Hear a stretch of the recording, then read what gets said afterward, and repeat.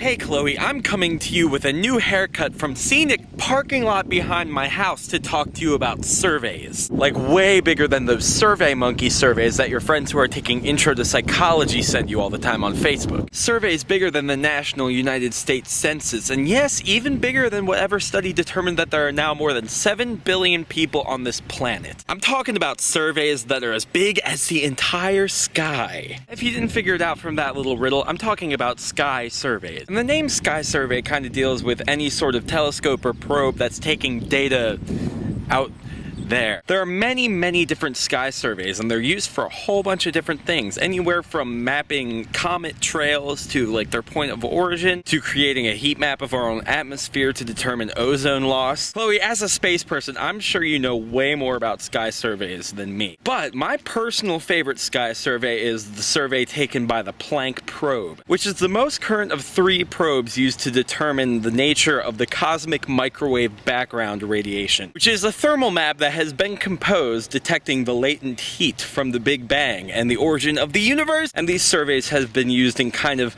developing our understanding of the entire cosmogony of everything. So yeah, kind of important. And I say it's important because it helps us do important things, determining the expansion rate of the universe and determining the shape of the universe, which I figured out is flat. That took me a little bit to understand. Alright Chloe, so I think about like all of this stuff, and then I think, why is it that in high school I was so disinterested in science and math and all that stuff, and now I just enjoy it so much? Like, I've always had kind of a quest for knowledge throughout my whole life, but until about a few years ago, I've only been focusing on things that I was already good at, like music and language and like public speaking and other stuff like that. But then one day I was playing Skyrim and I realized that my quest for knowledge is kind of a lot like playing Skyrim. Just bear with me a minute. So when you start out playing Skyrim, you're given a couple options about what your playing type is going to be. You can do one-handed, two-handed, magic, archery, sneaking, you know, stuff like that. And once you picked one, in my case I chose one-handed and then restoration magic and then light armor. Once you pick that, for a little bit that's pretty much how you're going to play your game, is with that